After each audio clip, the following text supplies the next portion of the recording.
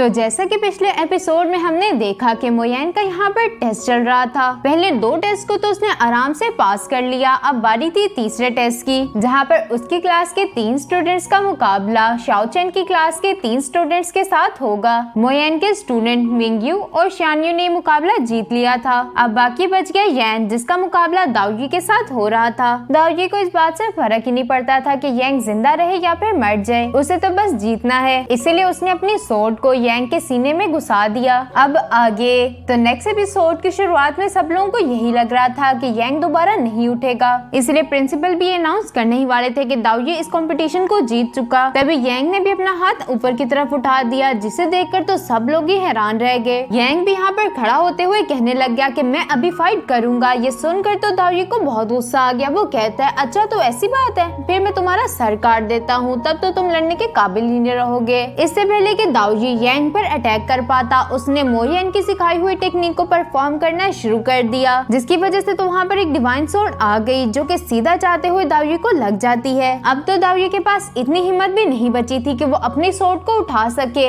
यैंग अब अपनी सोर्ड को उसकी तरफ पॉइंट करते हुए पूछने लगा क्या तुम अपनी हार मानते हो, जिस पर तो दाओजी को भी मजबूरन हाँ कहना पड़ा। और यैंग इस मैच को जीतने के फौरन बाद मोयन के पास जाकर घुटनों पर बैठते हुए कहने लगा टीचर अब तो आप मुझे अपना स्टूडेंट एक्सेप्ट करेंगे ना। मोयन भी अब उसे कहाँ ही मना कर सकता था, इसीलिए वो भी एग्री हो चुका। प्रिंसिपल लू ने भी अनाउंसमेंट कर दी मोयन इस टेस्ट को पास कर चुका, क्योंकि उसके तीनों स्टूडेंट ने ही अच्छे तरीके से कंपटीशन को जीता है। लेकिन शाओचेन भी अपनी घटिया हरकतों से कहाँ ही बाज आने वाला था। वो प्रिंसिपल लू के पास आते हुए कहने लगा प्रिंसिपल लू मैं चाहता हूँ कि मोयन की मेरे साथ फाइट हो। अगर मोयन ने इस फाइट को जीत लिया तो वो एक सीनियर टीचर के रैंक पर आ जाएगा। लेकिन मोयन को तो इन सारी बातों से कोई फर्क ही नहीं पड़ता। वो तो अपनी सोर्ड को लेते हुए अरीना में पहुंच चुका। उसे ऐसा करता देख शाओचेन अपने मन में सोच रहा था कि इस बंदे को तो मरने से जरा भी डर नहीं लगता। उल्टा मोयन तो उसे कह रहा था कि तुम कौन सी सोचों में गुम हो, चलो फाइट स्टार्ट करते हैं। इसके बाद इन दोनों के दरमियान ही फाइट स्टार्ट हो चुकी, जहाँ पर शाओचेन तो अपनी पावर्स का इस्तेमाल करते हुए मोयन पर अटैक करने की कोशिश कर रहा था, जिसे तो मोयन अपनी सोर्ड की मदद से डॉज किए जा रहा था। दाओजी यहाँ पर बहुत ज्यादा फ्रस्ट्रेटेड हो चुका है, इसीलिए उसने अपनी सबसे खतरनाक टेक्निक को इस्तेमाल करना शुरू कर दिया। ये देखकर तो अरीना के आसपास मौजूद लोग कह रहे थे क्या ये मोयन को मारना चाहता है। दाओजी की इस टेक्निक से एक बहुत बड़ा स्पिरिचुअल ड्रैगन निकलकर बाहर आ गया। ये देखते हुए तो प्रिंसिपल लू कहने लगे कि अभी इस मैच को रोक दो, लेकिन दाओजी तो उनकी कोई भी बात सुनने के लिए तैयार ही नहीं, इसलिए वो खुद उसको रोकने के लिए आगे बढ़ गए, लेकिन वो ऐसा कर ही नहीं पाए। मोयन ने भी यहाँ पर स्पिरिचुअल ड्रैगन को रोकने के लिए अपनी स्काई शैडो सोर्ड टेक्निक को परफॉर्म करना शुरू कर दिया, जिसकी मदद से उसने वहाँ पर अपने कई सारे क्लोन्स बना लिए और वो क्लोन्स बारी बारी जाकर उस स्पिरिचुअल ड्रैगन को हिट करते हैं, जिसकी वजह से तो स्पिरिचुअल ड्रैगन काफी वीक हो गया और लास्ट में मोयन उस पर अटैक करते हुए उसे डिस्ट्रॉय कर देता है। और इस टेक्निक को परफॉर्म करने की वजह से शाओचेन की कंडीशन काफी खराब हो चुकी। मोयन उसे हराने के बाद यहाँ अरीना के बाहर आ गया, जहाँ पर तो फौरन से मिस किन उसके पास आते हुए सवाल करके कहने लगी मोयन क्या तुम ठीक हो। ये देखकर तो शानयू को कुछ अच्छा नहीं लगता, इसलिए उसने तो अपना मुंह ही दूसरी तरफ कर लिया। जबकि यैंग को तो यहाँ सिर्फ पार्टी की पड़ी थी। वो मोयन से कहता है टीचर अब तो हम जीत गए, इसीलिए आपको हमें पार्टी देनी होगी, जिसके लिए तो मोयन भी मान गया। शाओयू ने भी यहाँ पर होने वाली सारी फाइट्स को देखा था। वो शानयू को देखते हुए कहता है कि ये लड़की मोयन के काफी ज्यादा करीब है। अगर मैं इसे अपने सेट में ले जाना चाहता हूँ तो पहले मुझे मोयन को लेकर जाना होगा। वो ये सब अभी सोच ही रहा था कि तभी उसका एक सर्वेंट आकर उसे कहता है कि ब्रदर शैंगमिंग यहाँ पर पहुँच चुके। ये सुनने के फौरन बाद ही शाओयू उससे मिलने के लिए रवाना हो गया। इसके बाद सीन शिफ्ट होकर मोयन मिस किन और उसके स्टूडेंट्स पर आ गया। यैंग की तो खुशी का ठिकाना ही नहीं था। वो खुश होते हुए कह रहा था कि अब मैं देखता हूँ कि हमारी क्लास को कौन ट्रैश कहेगा। तभी इनके पास से शाओयू और लेन्यू गुजरे, जिन्हें देखकर तो हमें समझ आ चुका कि ये भी अपने ब्रदर से मिलने के लिए यहीं पर आए हैं। फाइनली शाओयू भी अपने ब्रदर जैंगमिंग के पास पहुंच चुका था, जो कि उसे बताता है इस सिटी की फैंगलिन केव में स्पिरिचुअल रेलम के 5 स्टेज का एक आदमी है। अपने ब्रदर की ये बात सुनकर शाओयू तो हैरान ही रह गया। वो हैरत से कहने लगा स्पिरिचुअल रेलम के 5th लेवल पर उसकी बॉडी तो वाकई बहुत स्ट्रॉन्ग होगी, जिस पर तो उसका ब्रदर कहता है कि इस बारे में तो मुझे कुछ नहीं पता। इसी वजह से तो उसे बहुत सारे बंदे हासिल करना चाहते हैं। अगर तियांग और ताई ने उसे हासिल कर लिया तो ये तुम्हारे और तुम्हारे ब्रदर के लिए अच्छा नहीं होगा। वो यहाँ पर अभी इसी तरह की बातें कर ही रहा था कि तभी यैंग की आवाजें आने लगी टीचर मुँह अब बस भी करे, आप पहले ही काफी ड्रिंक कर चुके। उनकी इन आवाजों से शैंगमिंग तो काफी ज्यादा डिस्टर्ब डिस्टर्ब हो रहा था, इसलिए वो उठकर खड़ा होते हुए कहने लगा, ये नीचे की तरफ मौजूद लोग कुछ ज्यादा ही शोर कर रहे हैं, मुझे इन्हें चुप कराना ही होगा। वो ये सब अभी कह ही रहा था कि तभी इनके सेट का एक और बंदा जिसका नाम था कूली वहाँ पर पहुँच चुका। अब कूली शैंगमिंग से कहता है कि ब्रदर आप फिक्र ही ना करें, मैं जाकर इनको समझा दूंगा। ये सुनकर तो शैंगमिंग ने शाओयू को भी कह दिया कि तुम भी कूली के साथ जाओ। यहाँ नीचे की तरफ मौजूद यांग तो इतना टल्ली हो चुका कि वो मिंगयू को भी अपनी महबूबा समझकर किस करने की कोशिश करता है। मिंगयू बेचारा तो अपनी पूरी ताकत से उसे रोकते हुए कह रहा था, यांग होश में आओ, अगर तुमने मेरे साथ ऐसा कर दिया तो मैं लोगों को क्या मुंह दिखाऊंगा। लेकिन ऐसा लग रहा था कि यांग तो आज किस लिए बगैर नहीं रुकने वाला। उल्टा वो तो मिंगयू से कह रहा था, मिंगयू तुम कितनी ब्यूटीफुल हो, तुम्हारे जैसा तो कोई भी नहीं। उसकी ये हरकतें देखकर शानयू की तो हंसी नहीं रुकती। तभी वहाँ पर कूली भी पहुँच गया जो कि इन लोगों से कहता है कि तुम लोग अपनी आवाजें आहिस्ता रखो क्योंकि तुम्हारी आवाजें हमारे रूम तक जा रही हैं। पता नहीं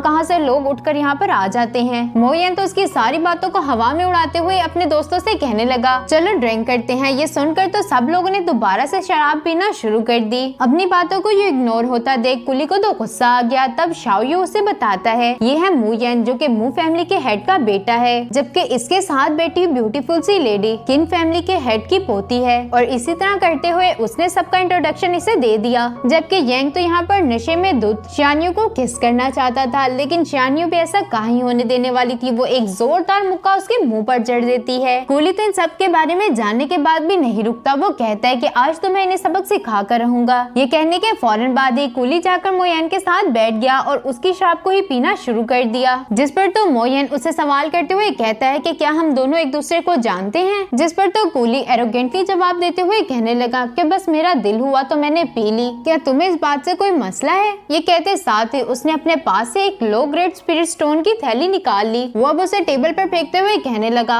अच्छा तुम ये पैसे रख सकते हो। अपनी यूं इंसल्ट होता देख यांग को तो गुस्सा आ गया और वो गुस्से से खड़ा होते हुए कहने लगा, कमीने तुम हो कौन। लेकिन मोयन तो इस मैटर को बहुत आराम से हैंडल करना चाहता था। इसी वजह से वो यांग को नीचे बिठाते हुए कहने लगा, तुम्हें पता नहीं चल रहा कि हमारे कस्टमर कितने अच्छे हैं, इसीलिए अभी जो आपने वाइन का ग्लास पिया उसकी प्राइस है 10,000 स्पिरिट स्टोन्स। जो सुनकर तो कुली को एक झटका लग गया। वो कहता है कि 10,000 स्पिरिट स्टोन, क्या तुम मुझे बेवकूफ समझते हो। मोयन अब उसे एरोगेंटली जवाब देते हुए कहने लगा, अगर तुम फूल ना होते तो फिर इस तरह किसी के टेबल पर आकर ड्रिंक ना करते। जिससे तो कुली भड़क गया, इसीलिए वो फौरन से अपनी पावर्स को एक्टिवेट करते हुए मोयन पर अटैक करना चाहता था। इससे पहले कि वो मोयन तक पहुंच पाता, मिस किन ने अपनी आइस क्रिस्टल टेक्निक का इस्तेमाल करते हुए उसे पिलर पर लटका दिया। लेकिन इतने से ही कूली को कहीं अक्ल आने वाली थी। वो उल्टा मिस किन की बेइज्जती करते हुए कहने लगा, चुड़ैल औरत जल्दी से मुझे नीचे उतारो। जिस पर तो मिस किन उसे कहती है, अगर तुमने इसी तरह बकवास करना जारी रखा तो मैं तुम्हें कभी नहीं नीचे उतारूंगी। वो ये सब अभी कह ही रही थी कि तभी वहाँ पर शैंगमिंग भी पहुँच गया। प्लीज इसे माफ कर दें, इसे थोड़ा जल्दी गुस्सा आ जाता है, इस वजह से ये ऐसी हरकतें कर रहा था। हमारा मोयन भी इतना अच्छा थोड़ी है जो कि अपनी बेइज्जती करने वाले को ऐसे ही जाने दे। जिस वजह से तो वो शैंगमिंग से कहने लगा, मैं इसे छोड़ तो दूंगा लेकिन पहले तुम्हें मुझे 10,000 स्पिरिट स्टोन देने होंगे। मोयन की ये बात सुनकर शैंगमिंग कहता है कि तुम तो बहुत लालची हो। मोयन तो उल्टा उसी का मजाक उड़ाते हुए कहने लगा कि शैंगदन के लोग इतने ज्यादा गरीब हो गए कि उनके पास 10,000 स्पिरिट स्टोन्स भी नहीं। शाओयू भी अपने ब्रदर से कहता है कि ब्रदर आप प्लीज इसे स्पिरिट स्टोन्स दे दीजिए क्योंकि हम यहाँ पर किसी मसले में इन्वॉल्व नहीं होना चाहते। शैंगमिंग को भी अब मजबूरन मोयन को 10,000 स्पिरिट स्टोन देने पड़े और इन लोगों के ये देने के साथ ही मिस्किन ने कूली को आजाद कर दिया। उन सबके यहाँ से जाने के बाद मोयन इन सबसे कहने लगा कि अब तुम लोगों को भी घर चले जाना चाहिए। मुझे भी मिंगयू के फादर के लिए कुछ पिल्स को रिफाइन करना है। मुझे सारे के सारे इंग्रेडिएंट्स मिल चुके हैं, बस विंड स्पिरिट ग्रास रहती है। विंड स्पिरिट ग्रास का नाम सुनकर तो यांग और शानयू दोनों ही परेशान हो चुके। उनकी ऐसी शक्लें देखकर मोयन उनसे सवाल करते हुए कहता है कि लगता है तुम दोनों को पता है कि ये ग्रास कहाँ पर मिलेगी। शानयू तो मोयन को बताना नहीं चाहती थी कि वो ग्रास उसे कहाँ मिल सकती है, लेकिन यांग ने उसे बता दिया। वो कहता है कि ये ग्रास पेंगलिंग गोस्ट केव के अंदर है जो कि इंसानों के लिए तो बिल्कुल नहीं। शानयू यांग पर गुस्सा करते हुए कहने लगी कि तुम्हारा मुंह बंद नहीं रहता। लेकिन मोयन को तो पता चल चुका था कि वो ग्रास कहाँ पर मिलती है, इसलिए उसे लेने के लिए वो यहाँ से रवाना हो गया। यांग और शानयू दोनों ही मोयन के लिए काफी ज्यादा परेशान थे, इसलिए वो मिस किन से कहने लगे, मिस किन आप टीचर मोयन के पीछे जाएं, हो सकता है कि उनके साथ कुछ बुरा हो जाए। मोयन की प्रोटेक्शन के लिए तो मिस किन हमेशा रेडी होती है, इसीलिए वो यहाँ पर भी एग्री हो चुकी। वो इन लोगों से अब कहती है कि तुम लोग घर चले जाओ, काफी देर हो चुकी। ये सारी बातें सुनने के बाद मिंगयू अपने मन में कह रहा था, टीचर मोयन ये सारा खतरा मेरे फादर की वजह से अपने सर पर लेंगे, मुझे उनके लिए कुछ ना कुछ जरूर करना होगा। वो ये सब अभी सोच ही रहा था कि तभी मोयन वहाँ पर वापस आ गया। वो इनसे कहता है कि मैं तुम लोगों से कुछ कहना भूल गया था, तुम में से किसी को भी मेरे पीछे फैंगलिन केव आने की कोई जरूरत नहीं। अगर तुम में से किसी ने भी ऐसा किया तो हमारा रिश्ता वहीं पर खत्म हो जाएगा, स्पेशली मिंगयू तुम। ये सब कहने के बाद मोयन वहाँ से चला जाता है और इसके बाद सीन शिफ्ट होकर शैंगमिंग और शाओयू पर आ गया, जहाँ पर शाओयू तो अपने ब्रदर से कह रहा था अगर अगली बार मुझे चांस मिला तो मैं उस लड़के को जान से मार दूंगा।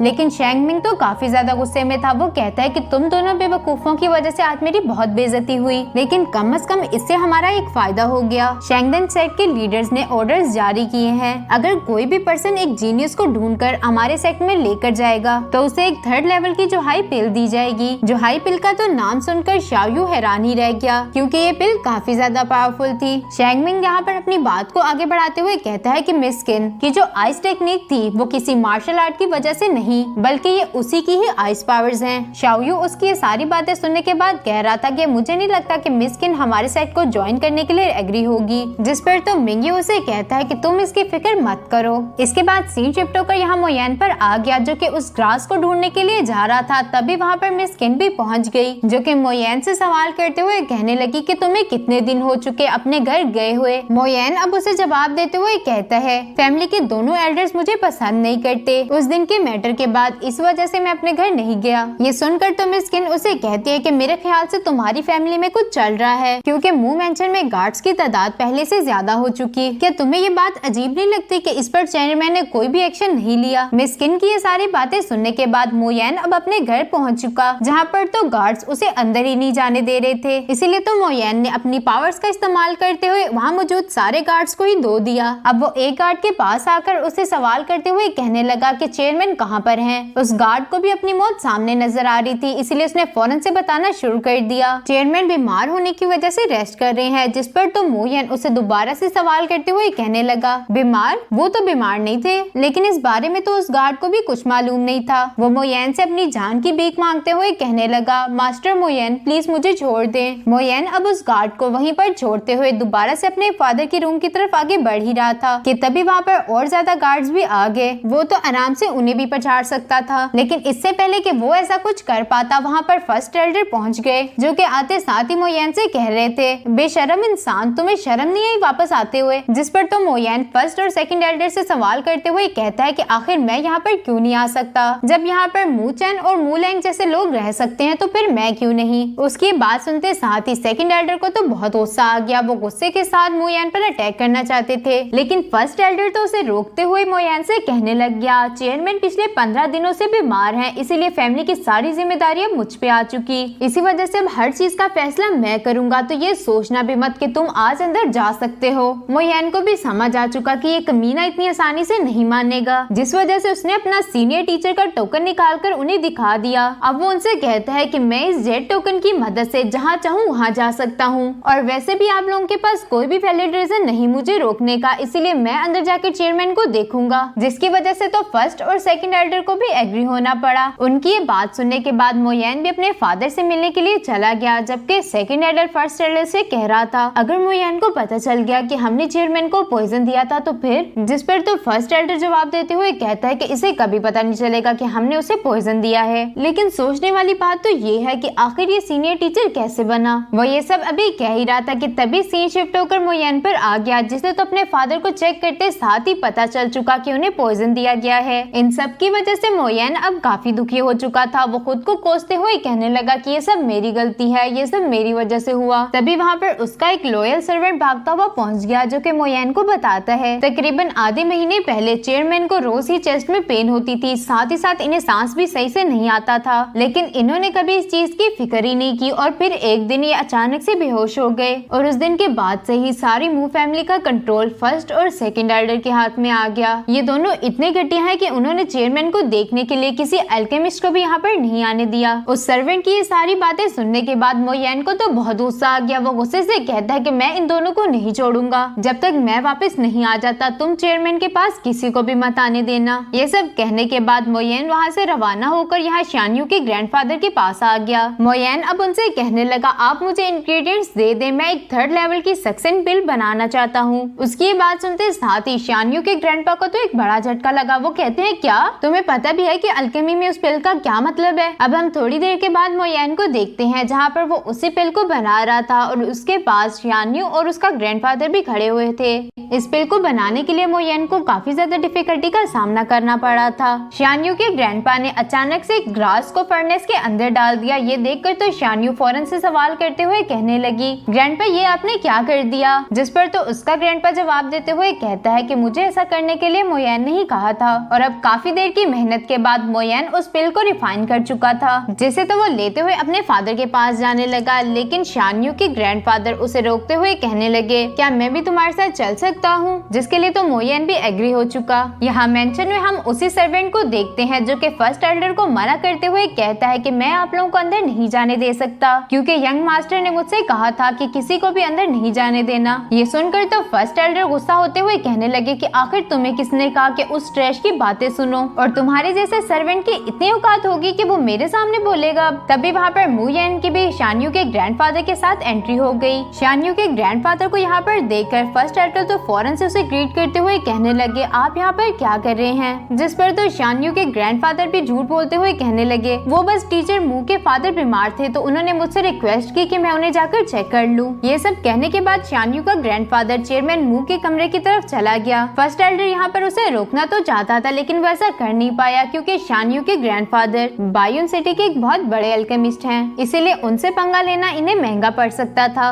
फर्स्ट एल्डर भी यहाँ पर मोयन के फादर के रूम में जाने ही वाला था कि मोयन उसे रोकते हुए कहने लगा, फर्स्ट एल्डर आपने इतने दिन बहुत ज्यादा काम कर लिया, अब आपकी रेस्ट की बारी। मेरा यकीन करें, शान्यू के ग्रैंडफादर ने जो पिल बनाई है वो जरूर ही फादर को ठीक कर देंगी। फर्स्ट एल्डर भी यहाँ पर नाटक करते हुए कहने लगा कि मोयन तुम्हें इस तरह से लोगों पर यकीन नहीं करना चाहिए, हो सकता है वो यहाँ पर चेयरमैन को मारने के लिए आया हो। लेकिन ये बात तो मोयन को भी अच्छे से पता है कि कौन उन्हें मारना चाहता है और कौन उन्हें बचाना। इन दोनों के दरमियान अभी इसी तरह की नोकझोंक चल ही रही थी कि तभी सामने की तरफ से मोयन के फादर आ गए, जिन्हें तो यूँ सही सलामत देखकर फर्स्ट एल्डर को एक धचका लग गया। मुलिन चैन, आखिर ये किस तरह पॉसिबल है? तुम ठीक कैसे हो गए? लेकिन वो खुद को संभालते हुए मोयन के फादर से कहने लगा, अच्छा हुआ आप ठीक हो गए। जिस पर तो मोयन का फादर उसे कहता है कि आपने मेरी काफी मदद की, उसके लिए बहुत शुक्रिया, लेकिन अब से आपको मेरे फैमिली मैटर्स में टांग अड़ाने की कोई जरूरत नहीं। ये सब कहने के बाद मोयन और उसका फादर एक रूम में आ गए जहाँ पर मोयन उन्हें चाय सर्व कर रहा था। मोयन का फादर अब उसे कहता है कि मुझे नहीं पता कि आखिर तुमने शान्यू के ग्रैंडफादर के साथ क्या डील की, मुझे इस बात से भी कोई फर्क नहीं पड़ता अगर तुमने उनसे ये भी वादा किया हो कि हम उन्हें अपनी आधी प्रॉपर्टी दे देंगे। मोयन अब उनकी बात का जवाब देते हुए कहने लगा कि ऐसी कोई बात नहीं, उनकी जो भी डील है वो सिर्फ मेरे और उनके दरमियान है, इसका आपसे कोई भी ताल्लुक नहीं। ये दोनों भी इसी तरह की बातें कर ही रहे थे, तभी एक इनका सर्वेंट भागता भागता इनके पास आ गया, जो कि इन्हें बताता है कि फर्स्ट और सेकंड एल्डर जानते थे कि अब वो दोनों एक्सपोज्ड हो जाएंगे, इसीलिए वो अपने बच्चों को लेते हुए दाऊ फैमिली में चले गए। इसीलिए अब हमारे पास सिर्फ 40% एल्केमिस्ट और रिफाइनर्स हैं। इस बात से तो मोयन के फादर काफी परेशान हो चुके थे, इसलिए वो सुबह सुबह ही मार्केट में चले गए। यहाँ पर तो उनके एम्प्लॉयज भी काफी परेशान थे। वो कहते हैं कि अगर हमारे पास रिफाइनर और अल्केमिस्ट ही नहीं होंगे तो फिर हम बेचेंगे क्या? ये सुनकर तो मोयन का फादर कहता है कि मैं बस आप लोगों की इतनी ही मदद कर सकता हूँ कि 3 महीनों का रेंट मैं आपसे नहीं लूंगा, और साथ ही साथ मैं आप लोगों से वादा करता हूँ कि 3 महीनों में मू फैमिली की कंडीशन दोबारा से स्टेबल हो जाएगी। लेकिन तभी उनका एम्प्लॉय कहता है कि हमारे पास तो अल्केमिस्ट और रिफाइनर्स ही नहीं, फिर हम कैसे स्टेबल होंगे? तभी वहाँ पर मिस किन भी आ गई, जो कि आते साथ कहती है कि मेरी फैमिली आपको 2 अल्केमिस्ट और 5 लो ग्रेड के आर्टिफैक्ट रिफाइनर मास्टर्स देगी, साथ ही साथ 5 मिडिल क्लास रिफाइनर मास्टर्स भी। लेकिन इतने से भी लॉस को पूरा नहीं किया जा सकता था। तभी वहाँ पर शान्यू भी पहुँच चुकी, जो कि आते साथ कहती है कि मैं शेंगदन हॉल को रिप्रेजेंट करती हूँ, हमारा पवेलियन आपको 5 अल्केमिस्ट और 2 रिफाइनर्स देगा। मिंग्यू भी कहीं पीछे रह सकता था, वो आगे आते हुए मोयन से कहने लगा, मेरे पास कोई रिफाइनर और अल्केमिस्ट तो नहीं, लेकिन मैं खुद मू फैमिली के लिए काम करूंगा। यंग भी यहाँ पर आगे की तरफ आकर शोखी मारते हुए कहने लगा, मेरी फैमिली भी कैसे पीछे रह सकती है, इस वजह से मैं भी आपकी फैमिली के साथ पूरा कोऑपरेट करूंगा। अगर आप किसी भी चीज की ट्रांसपोर्टेशन करना चाहते हैं या फिर आपका कोई और बिजनेस है तो उसमें हमारी मू फैमिली आपको पूरा 50% डिस्काउंट देगी। इनकी ये सारी बातें सुनने के बाद मोयन के फादर को तो समझ ही नहीं आता कि आखिर ये लोग मेरी मदद क्यों कर रहे हैं, इसीलिए वो अपने सर्वेंट से सवाल करते हुए कहते कहता है कि जब मैं बीमार था तो क्या बायुन सिटी में कुछ हुआ था, जिस पर तो उसके सर्वेंट ने बताना शुरू कर दिया कि मोयन अब एक सीनियर टीचर बन चुका है। ये सुनकर तो मोयन का फादर भी हैरान हो चुका। वो अपने मन में कहता है कि मैं तो अपने बेटे के बारे में नहीं जानता था। मोयन भी यहाँ पर अपने स्टूडेंट्स के साथ हंसी खुशी बातें कर रहा था कि अचानक से वो देखता है कि दो लोगों ने उस पर नजर रखी हुई थी,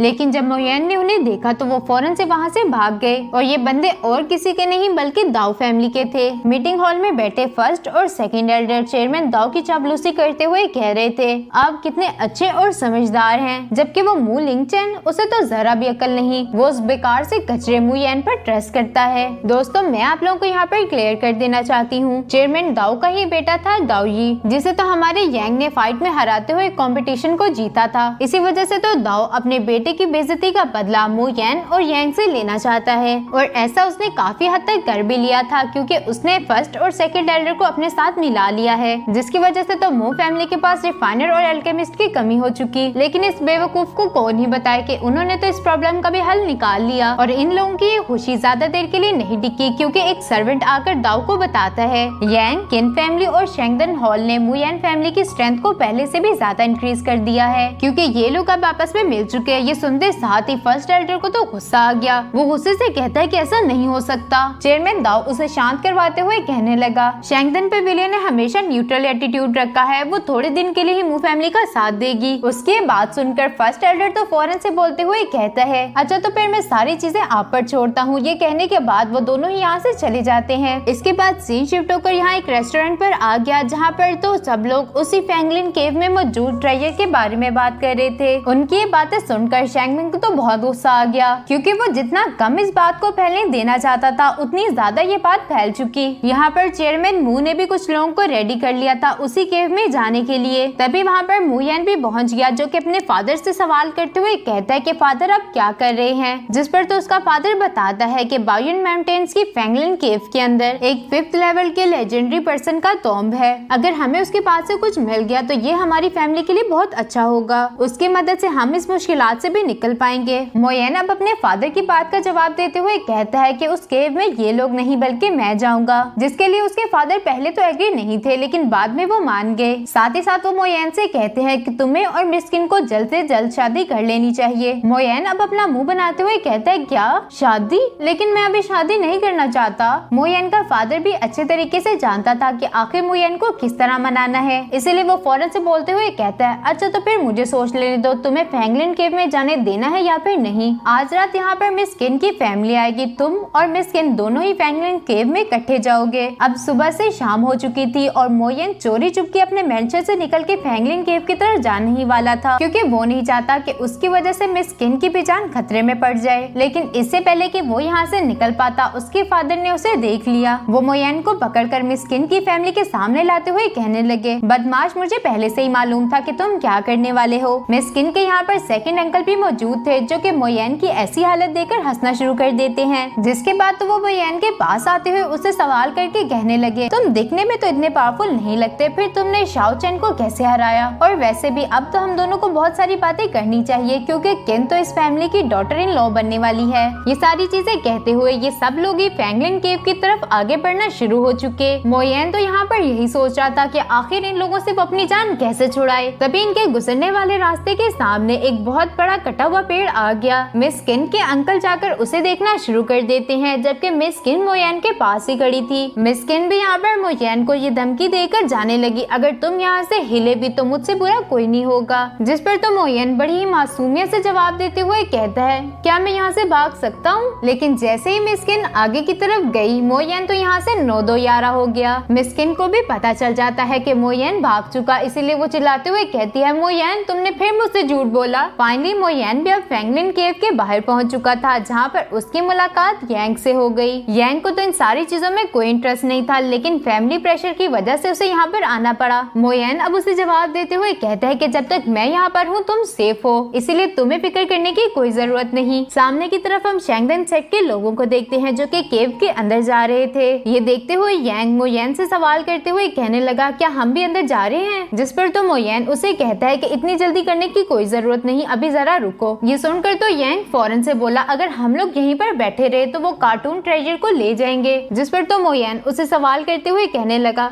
तुम्हें क्या लगता है कि वो ट्रेजर इतनी आसानी से नहीं मिल जाएगा? मैं तो बस उन लोगों को चारे की तरह इस्तेमाल कर रहा हूँ ताकि जान सकूं कि अंदर क्या है। इसके बाद ये दोनों ही वेट करने के लिए बैठ गए। हमारा यांग बेचारा तो सो ही गया। मोयेन अब यांग को उठाते हुए कहने लगा कि शैंगदेन सेट के लोग यहाँ से जा चुके, जिस पर तो यांग उदास होते हुए कहने लगा, इसका मतलब वो ट्रेजर भी ले गए होंगे। मोयेन अब उसके सर पर एक पंच मारते हुए कहता है, क्या तुम भूल गए कि हम यहाँ पर किस लिए आए थे? मार खाने के बाद तो यहाँ पर यांग को भी याद आ गया कि वो यहाँ पर फैंगलिंग ड्रास को लेने के लिए आए थे, क्योंकि ये जड़ी बूटी मिंगियो के फादर को ठीक करने के लिए चाहिए। अब मोयेन उसे जवाब देते हुए कहता है कि हाँ, इसलिए हमें केव के अंदर जाना ही होगा। वैसे भी अगर यहाँ पर कोई खतरा था भी तो उन्हें तो शैंगदेन सेट के लोगों ने साफ कर दिया होगा। अब ये दोनों ही फैंगलिंग केव के अंदर चले गए, जहाँ पर तो जाते साथ ही यांग को एक बॉडी नजर आ गई, जिसके ऊपर तो बहुत सारे ब्लैक वॉर्म्स भी थे। ये देखकर तो यांग ने उल्टियाँ करना शुरू कर दी। उस बॉडी को अच्छे तरीके से चेक करने के बाद मोयेन को भी समझ आ चुका कि ये केव काफी डेंजरस है।